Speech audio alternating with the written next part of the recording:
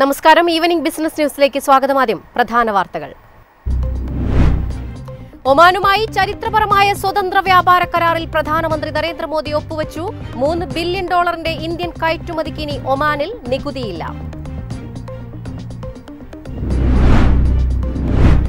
ഓഹരി വിപണിയിൽ വിപ്ലവകരമായ മാറ്റത്തിന് തുടക്കമിട്ട് സെക്യൂരിറ്റീസ് മാർക്കറ്റ്സ് കോഡ് ബിൽ ലോക്സഭയിൽ അവതരിപ്പിച്ചു. ബിൽ നിക്ഷേപകർക്ക് വാഗ്ദാനം ചെയ്യുന്നത് വമ്പൻ സുരക്ഷയെന്ന് റിപ്പോർട്ട്. രൂപയുടെ മൂല്യമിടിയുമ്പോഴും ഓഹരി വിപണി തകരാത്തത് ആഭ്യന്തര നിക്ഷേപകരുടെ കരുത്തിലെന്ന് വിദഗ്ധർ. രൂപയുടെ വീഴ്ച താൽക്കാലികമെന്നും വിലയിരുത്തൽ.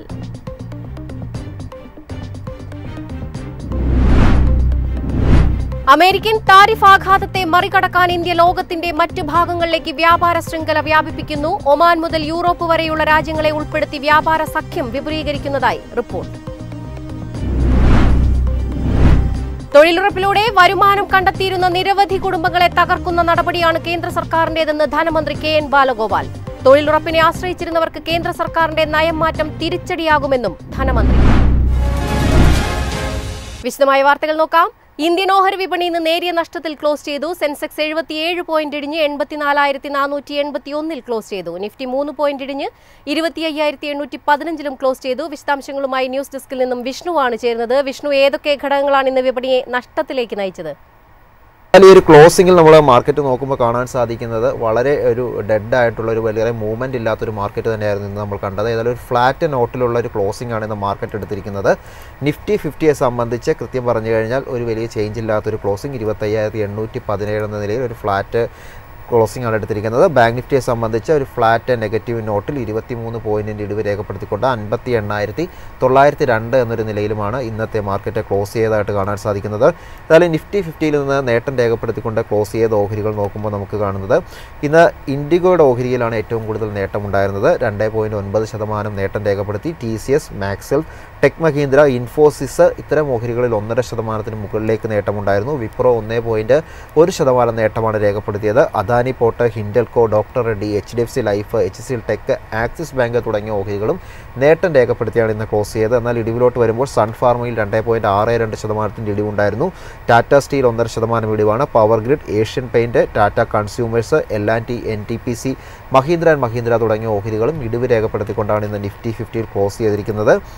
ഇനി ബാങ്ക് നിഫ്റ്റി നോക്കുമ്പോൾ ഇന്ന് കാണുന്നത് 5 ഓഹരികൾക്ക് മാത്രമേ നേട്ടം രേഖപ്പെടുത്താൻ സാധിച്ചുള്ളൂ. 7 ഓഹരികൾ ഇടിവ് രേഖപ്പെടുത്തിയാണ് ഇപ്പോൾ ക്ലോസ് ചെയ്തതായിട്ട് കാണുന്നത്. ഇന്നത്തെ നേട്ടം രേഖപ്പെടുത്തിയ ഓഹരിയിലോട്ട് വരുമ്പോൾ federal bank, axis bank, ICICI bank, bank of Baroda, state bank of ഇന്ത്യയാണ് ഇന്ന് നേട്ടം രേഖപ്പെടുത്തിയത്. ഇടിവിൽ വരുമ്പോൾ Punjab national bank, HDFC bank, IDFC first bank, Canara bank, Kotak bank, AU bank എന്നീ ഓഹരികൾ ഇടിവ് രേഖപ്പെടുത്തിക്കൊണ്ടാണ് ക്ലോസ് ചെയ്തത്. ഓവറോൾ NSE സ്റ്റാറ്റിസ്റ്റിക്സ് നോക്കുമ്പോൾ ഇന്ന് 3027ഓളം ഓഹരികളിൽ ട്രേഡിംഗ് നടന്നപ്പോൾ 1253 ഓഹരികൾ നേട്ടം, 1849 ഓഹരികൾ ഇടിവ്, 105 ഓഹരികൾ അൺചേഞ്ച് എന്നൊരു നിലയിലാണ് ക്ലോസ് ചെയ്തിരിക്കുന്നത്. 52 വീക്ക് ഹൈയിൽ 49 ഓഹരികൾ, ലോയിൽ 227 ഓഹരികൾ ഇന്ന് ടച്ച് ചെയ്തു. അപ്പർ സർക്യൂട്ട് 55, ലോവർ സർക്യൂട്ടിൽ 60 ഓഹരികൾ എന്ന രീതിയിലുമാണ് കാണാൻ സാധിക്കുന്നത്. ഇന്നത്തെ ബ്രോഡർ മാർക്കറ്റ് ഇൻഡെക്സുകളുടെ ഒരു ക്ലോസിംഗ് നോക്കുമ്പോൾ കൂടുതൽ ഇൻഡെക്സുകളിലും നമുക്കൊരു നേട്ടം കാണുന്നുണ്ടായിരുന്നു ക്ലോസിംഗ് എടുത്തപ്പോൾ. എന്തായാലും നമുക്ക് നോക്കുമ്പോൾ മിഡ് ക്യാപ്പ് അല്ലെങ്കിൽ സ്മോൾ ക്യാപ്പ് പ്രധാനപ്പെട്ട ഈ 2 ബ്രോഡർ മാർക്കറ്റ് ഇൻഡെക്സും നേട്ടം രേഖപ്പെടുത്തിയാണ് ക്ലോസ് ചെയ്തത്. എന്നാൽ നിഫ്റ്റി നെക്സ്റ്റ് 50 ഇടിവ് രേഖപ്പെടുത്തി. നിഫ്റ്റി 100ലും ഇടിവാണ് നമുക്ക് കാണാൻ സാധിച്ചത്. സെക്ടറൽ പെർഫോമൻസിലോട്ട് വരുമ്പോൾ മിക്സഡ് റെസ്പോൺസ് ആയിരുന്നു. IT ഇൻഡെക്സ് ഏറ്റവും കൂടുതൽ നേട്ടം രേഖപ്പെടുത്തി. ഇന്ത്യൻ ഓഹരി വിപണി ഇന്ന് നേരിയ നഷ്ടത്തിൽ വ്യാപാരം അവസാനിപ്പിച്ചിരിക്കുകയാണ്. വിശദാംശങ്ങൾ നൽകിയത് വിഷ്ണുവാണ്. മറ്റ് പ്രധാനപ്പെട്ട വാർത്തകൾ നോക്കാം. ഒമാനുമായി ചരിത്രപരമായ സ്വതന്ത്ര വ്യാപാര കരാറിൽ പ്രധാനമന്ത്രി നരേന്ദ്രമോദി ഒപ്പുവച്ചു. $3 ബില്യൺ ഇന്ത്യൻ കയറ്റുമതിക്ക് ഇനി ഒമാനിൽ നികുതിയില്ല. മസ്കറ്റിലെ അൽ ആലം കൊട്ടാരത്തിൽ വെച്ച് സുൽത്താൻ ഹൈതം ബിൻ താരിഖുമായി നടത്തിയ കൂടിക്കാഴ്ചയ്ക്ക് ശേഷമാണ് നിർണായക കരാർ ഒപ്പിട്ടത്.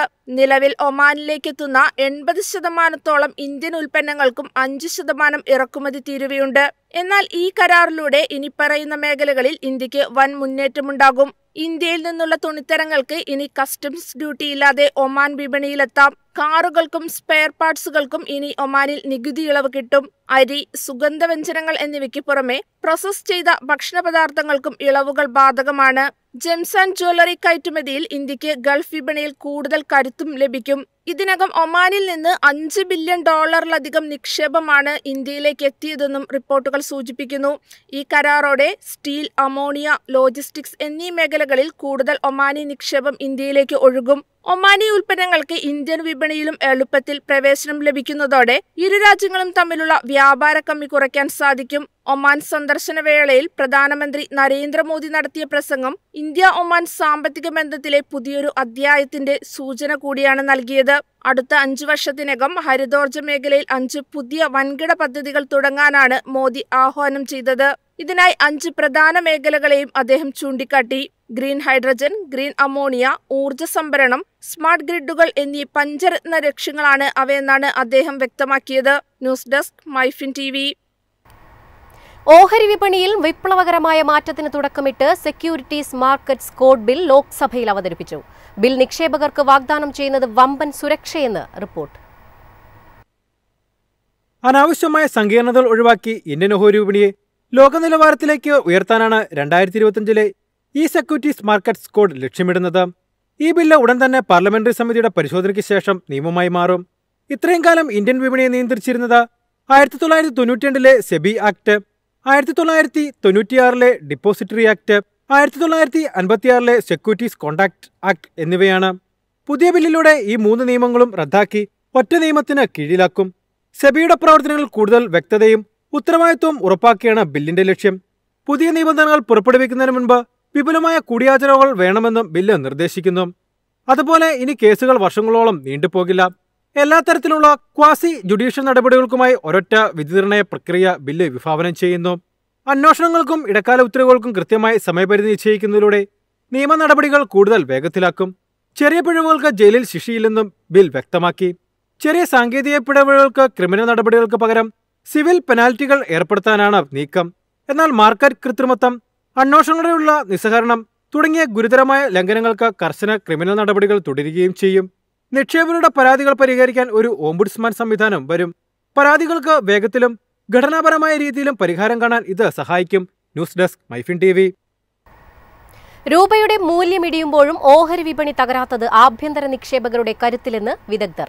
രൂപയുടെ വീഴ്ച താൽക്കാലികമെന്നും വിലയിരുത്തൽ. ശക്തമായ ആഭ്യന്തര നിക്ഷേപ ശൃംഖലയാണ് ഇന്ത്യ കെട്ടിപ്പടുത്തിരിക്കുന്നത്. രൂപയുടെ വീഴ്ച താൽക്കാലികമാണെന്നും ഇന്ത്യൻ സമ്പദ് വ്യവസ്ഥയുടെ അടിസ്ഥാനം ശക്തമാണെന്നുമാണ് ഓഹരി വിപണിയുടെ ഈ നിൽപ്പ് തെളിയിക്കുന്നതെന്നും വിദഗ്ധർ വ്യക്തമാക്കി. കറൻസി വിപണിയിൽ ലിക്വിഡിറ്റി കുറവാണെങ്കിലും ഓഹരി വിപണിയിൽ നിക്ഷേപകരുടെ വൻ പങ്കാളിത്തമുണ്ട്. മുൻകാലങ്ങളിൽ വിദേശ നിക്ഷേപകർ പണം പിൻവലിക്കുമ്പോൾ ഇന്ത്യൻ വിപണി കൂപ്പുകുത്തുമായിരുന്നു. എന്നാൽ ഇന്ന് ചിത്രം മാറി. രൂപ തകർന്നപ്പോഴും നിഫ്റ്റി 25,250, 26,300 എന്ന ശക്തമായ റേഞ്ചിൽ തന്നെ തുടരുകയാണ്. ഇന്ത്യയിലെ സാധാരണക്കാരായ നിക്ഷേപകർ മ്യൂച്വൽ ഫണ്ടുകളിലൂടെ നടത്തുന്ന നിക്ഷേപം വിദേശികളുടെ വിൽപ്പന സമ്മർദ്ദത്തെ ഫലപ്രദമായി നേരിടുന്നു. ഇതിന്റെ സൂചനയാണിത്. വിദേശികൾ വിൽക്കുന്ന ഓഹരികൾ ഇന്ത്യൻ ഇൻസ്റ്റിറ്റ്യൂഷണൽ നിക്ഷേപകർ വാങ്ങി വിപണിയെ ബാലൻസ് ചെയ്യുന്നു. വിപണി താഴേക്ക് പോകുമ്പോഴെല്ലാം നിക്ഷേപം നടത്താൻ ഇന്ത്യൻ മ്യൂച്വൽ ഫണ്ടുകൾ തയ്യാറാണെന്നും എൻറിച്ച് മണിയിലെ CEO പൊന്മുടി R നിരീക്ഷിക്കുന്നു. രൂപയുടെ മൂല്യമിടിയുന്നത് IT, ഫാർമ തുടങ്ങി കയറ്റുമതി മേഖലകൾക്ക് വലിയ ലാഭമുണ്ടാക്കുന്നു. വരുമാനം ഡോളറിൽ ലഭിക്കുന്ന ഈ കമ്പനികൾക്ക് രൂപ ദുർബലമാകുന്നത് ഗുണകരമാണ്. രൂപയുടെ ഇടിവിൽ RBI ഉടൻ ഇടപെടാതിരുന്നത് മനഃപൂർവ്വമാണെന്നും ഫണ്ടമെന്റൽ അനലിസ്റ്റായ അവിനാഷ് ഗോരക്ഷകർ ചൂണ്ടിക്കാണിക്കുന്നു. കൂടാതെ സർക്കാർ കൊണ്ടുവന്ന GST പരിഷ്കാരങ്ങളും നികുതി ഘടന ലളിതവൽക്കരിച്ചതും ഇന്ത്യൻ കമ്പനികളുടെ ബാലൻസ് ഷീറ്റ് കൂടുതൽ ശക്തമാക്കിയെന്നും അദ്ദേഹം ചൂണ്ടിക്കാട്ടി. ഈ ആഭ്യന്തര സാമ്പത്തിക വളർച്ചയിലുള്ള വിശ്വാസമാണ് വിപണിയെ താങ്ങി നിർത്തുന്നത്. മൂന്നാമതായി മ്യൂച്വൽ ഫണ്ടുകളുടെ എക്സ്പെൻസ് റേഷ്യോ കുറച്ചതും വിപണിയിൽ കൂടുതൽ ലിക്വിഡിറ്റി ഉറപ്പാക്കുന്ന നയങ്ങൾ സ്വീകരിച്ചതും വലിയ മാറ്റമുണ്ടാക്കിയെന്നും വിദഗ്ധർ ചൂണ്ടിക്കാണിക്കുന്നു. വിപണിയിൽ പണമൊഴുക്ക് നിലയ്ക്കാത്തതിനാലാണ് നിഫ്റ്റി ശക്തമായ റേഞ്ചിൽ തന്നെ തുടരുന്നത്. ഇതിനു പുറമെ RBI കരുതലോടെ വിദേശ നാണ്യശേഖരം ഉപയോഗിച്ച് രൂപയുടെ തകർച്ച നിയന്ത്രിക്കാൻ ശ്രമിക്കുന്നതും വിപണിക്ക് ആത്മവിശ്വാസം നൽകുന്നുവെന്ന് വിദഗ്ധർ വ്യക്തമാക്കി. News desk, MyFin TV. American tariff ആഘാതത്തെ മറികടക്കാൻ ഇന്ത്യ ലോകത്തിന്റെ മറ്റു ഭാഗങ്ങളിലേക്ക് വ്യാപാര ശൃംഖല വ്യാപിപ്പിക്കുന്നു. ഒമാൻ മുതൽ യൂറോപ്പ് വരെയുള്ള രാജ്യങ്ങളെ ഉൾപ്പെടുത്തി വ്യാപാര സഖ്യം വിപുലമാക്കുന്നതായി റിപ്പോർട്ട്. ഇന്ത്യ സ്വന്തം വ്യാപാര താൽപര്യങ്ങൾ സംരക്ഷിക്കാൻ കൃത്യമായ പ്ലാൻ B തയ്യാറാക്കിയിരിക്കുന്നു. അമേരിക്കയെ മാത്രം ആശ്രയിക്കാതെ ലോകത്തിന്റെ മറ്റു ഭാഗങ്ങളിലേക്ക് വ്യാപാര ശൃംഖല വ്യാപിപ്പിക്കാൻ ഇന്ത്യ സ്വീകരിക്കുന്ന ഫ്രീ ട്രേഡ് അഗ്രിമെന്റ് തന്ത്രത്തിന്റെ ലക്ഷ്യമാണിത്. ഒമാനുമായി നിർണായകമായ വ്യാപാര കരാറിൽ ഒപ്പുവെച്ചതാണ് ഇതിലെ അവസാനത്തെ നീക്കം. അമേരിക്കയെ പിണക്കാതെ തന്നെ യൂറോപ്യൻ യൂണിയൻ, ന്യൂസിലാൻഡ്, ചിലി എന്നീ രാജ്യങ്ങളുമായുള്ള വ്യാപാര കരാറുകൾ ഇന്ത്യ അവസാനഘട്ടത്തിൽ എത്തിച്ചിരിക്കുകയാണ്. യൂറോപ്പും കാനഡയും കയറ്റുമതിയിലെ പുതിയ ലക്ഷ്യസ്ഥാനങ്ങളായി കാണുന്നു. തുണിത്തരങ്ങൾക്കും കാർഷിക ഉൽപ്പന്നങ്ങൾക്കും യൂറോപ്പിൽ വലിയ വിപണി കണ്ടെത്താൻ ഇത് സഹായിക്കും. ബ്രിട്ടനുമായുള്ള കരാറും സ്വിറ്റ്സർലാൻഡ് ഉൾപ്പെടുന്ന യൂറോപ്യൻ ഫ്രീ ട്രേഡ് അസോസിയേഷൻ രാജ്യങ്ങളുമായുള്ള നിക്ഷേപ കരാറും ട്രംപിന്റെ നികുതി വർധനവിനെ മറികടക്കാൻ ഇന്ത്യയെ പ്രാപ്തമാക്കും. ട്രംപിന്റെ താരിഫ് മൂലം ഇന്ത്യയുടെ കയറ്റുമതിയിൽ 30% വരെ കുറവുണ്ടാകുമെന്ന് കണക്കാക്കപ്പെടുന്നു. പ്രത്യേകിച്ച് വസ്ത്രങ്ങൾ, വാഹനഭാഗങ്ങൾ, മെറ്റൽസ് എന്നീ മേഖലകളെ ഇത് ബാധിക്കും. ഈ ആഘാതം കുറയ്ക്കാനാണ് ഇന്ത്യ മറ്റു വിപണികളിലേക്ക് അതിവേഗം തിരിയുന്നത്. ട്രംപിന്റെ താരിഫ് ഒരു വിപണി അടയ്ക്കുമ്പോൾ 10ഓളം മറ്റു വിപണികൾ തുറന്നുവെക്കുക എന്നതാണ് ഇന്ത്യയുടെ സ്ട്രാറ്റജിയെന്ന് സാമ്പത്തിക വിദഗ്ധർ ചൂണ്ടിക്കാട്ടുന്നു. മറുവശത്ത് അമേരിക്കയുമായുള്ള വ്യാപാര കരാറിനായുള്ള ചർച്ചകൾ ഇന്ത്യ ഉപേക്ഷിച്ചിട്ടില്ല. ട്രംപ് ഭരണകൂടം നികുതി കുറയ്ക്കുമെന്ന ശുഭപ്രതീക്ഷയിലാണ് ഇന്ത്യ. സെർജിയോ ഗോറിനെ പോലുള്ള അമേരിക്കൻ സ്ഥാനപതിമാരുടെ സന്ദർശനവും പോസിറ്റീവായ സൂചനകൾ നൽകുന്നുണ്ട്. എങ്കിലും ഏതെങ്കിലും ഒരു രാജ്യത്തെ മാത്രം ആശ്രയിക്കുന്നത് അപകടമാണെന്ന തിരിച്ചറിവിലാണ് ഇന്ത്യയുടെ നീക്കമെന്നും അവർ വ്യക്തമാക്കി. News desk MyFin TV. തൊഴിലുറപ്പിലൂടെ വരുമാനം കണ്ടെത്തിയിരുന്ന നിരവധി കുടുംബങ്ങളെ തകർക്കുന്ന നടപടിയാണ് കേന്ദ്ര സർക്കാരിന്റേതെന്ന് ധനമന്ത്രി KN ബാലഗോപാൽ. വിവിധ സംസ്ഥാനങ്ങളിൽ തൊഴിലുറപ്പിനെ ആശ്രയിച്ചിരുന്നവർക്ക് കേന്ദ്ര സർക്കാരിന്റെ നയം മാറ്റം തിരിച്ചടിയാകുമെന്നും മൈഫിൻ TVക്ക് നൽകിയ പ്രത്യേക അഭിമുഖത്തിൽ ധനമന്ത്രി ചൂണ്ടിക്കാട്ടി. കാർഷിക മേഖലയിൽ പ്രതിസന്ധിയുണ്ടായ സമയത്താണ് ഇന്ത്യയിൽ തൊഴിലുറപ്പ് പദ്ധതി നടപ്പിലാക്കിയത്. ഇതിനെ പൂർണ്ണമായും ആശ്രയിക്കുന്ന നല്ലൊരു ജനവിഭാഗം ഇന്ന് രാജ്യത്തുണ്ട്. കേന്ദ്രം നടപ്പിലാക്കുന്ന പുതിയ ബിൽ പ്രാബല്യത്തിൽ വരുന്നതോടെ കേരളത്തിൽ ഉൾപ്പെടെയുള്ള ഗ്രാമീണ മേഖലയിൽ അങ്ങേയറ്റം ദാരിദ്ര്യം വർദ്ധിപ്പിക്കുമെന്ന് ധനമന്ത്രി KN ബാലഗോപാൽ പറഞ്ഞു. തൊഴിലുറപ്പ് പദ്ധതി കൊണ്ടുവന്ന മാറ്റം എന്ന് പറഞ്ഞു കഴിഞ്ഞാൽ രാജ്യത്തെ വല്ലാതെ ബാധിക്കും. കാരണം ഈ കാർഷിക മേഖല വലിയ പ്രതിസന്ധി ഉണ്ടായ ഒരു ഘട്ടത്തിലാണല്ലോ ഈ തൊഴിലുറപ്പ് പദ്ധതി എന്ന് പറഞ്ഞ സംഗതി 2009 വന്നത്.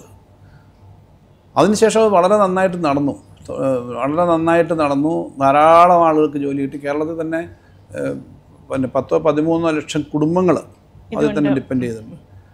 ഇത് ഈ നമ്മുടെ പരമ്പരാഗത വ്യവസായ മേഖല, കശുവണ്ടി, കയറ്, കൈത്തറി ഒന്നും ഇപ്പോൾ ഇല്ല, പഴയതുപോലില്ല, വളരെ ചെറുതായിട്ട്. ആ മേഖലയിൽ തൊഴിലുണ്ടായിരുന്ന ഗ്രാമീണ സ്ത്രീകൾ, പുരുഷന്മാരും പിന്നെ കൃഷിയിലുണ്ടായിരുന്നവർ, ഇവരെല്ലാം ഡിപ്പെൻഡ് ചെയ്യുന്നതാണ് ഇന്ത്യയിലാകെ.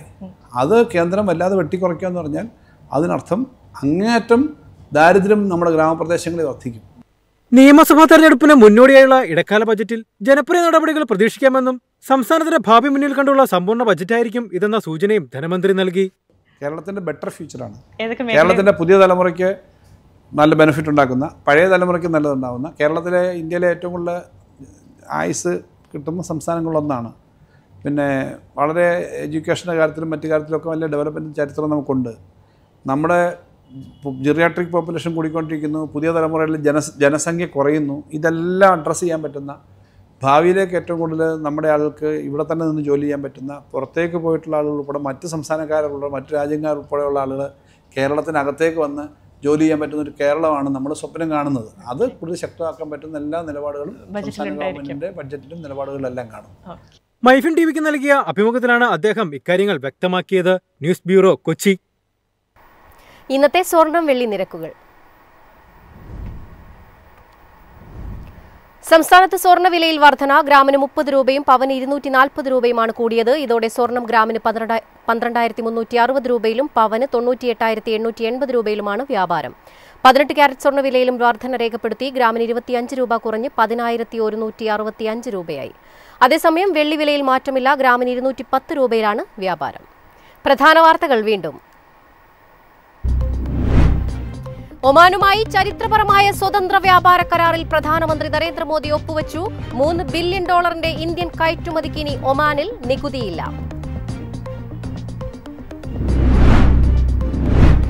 ഓഹരി വിപണിയിൽ വിപ്ലവകരമായ മാറ്റത്തിന് തുടക്കമിട്ട് സെക്യൂരിറ്റീസ് മാർക്കറ്റ്സ് കോഡ് ബിൽ ലോക്സഭയിൽ അവതരിപ്പിച്ചു. ബിൽ നിക്ഷേപകർക്ക് വാഗ്ദാനം ചെയ്യുന്നത് വമ്പൻ സുരക്ഷയെന്ന് റിപ്പോർട്ട്. രൂപയുടെ മൂല്യമിടിയുമ്പോഴും ഓഹരി വിപണി തകരാത്തത് ആഭ്യന്തര നിക്ഷേപകരുടെ കരുത്തിലെന്ന് വിദഗ്ധർ. രൂപയുടെ വീഴ്ച താൽക്കാലികമെന്നും വിലയിരുത്തൽ.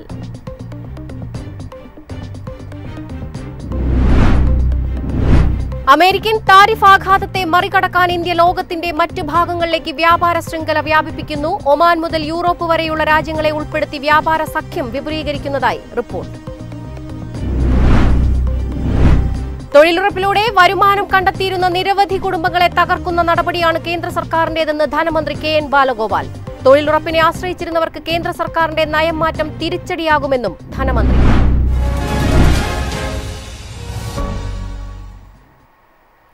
ഇതോടെ ഈവനിംഗ് ബിസിനസ് ന്യൂസ് സമാപിക്കുന്നു. നമസ്കാരം.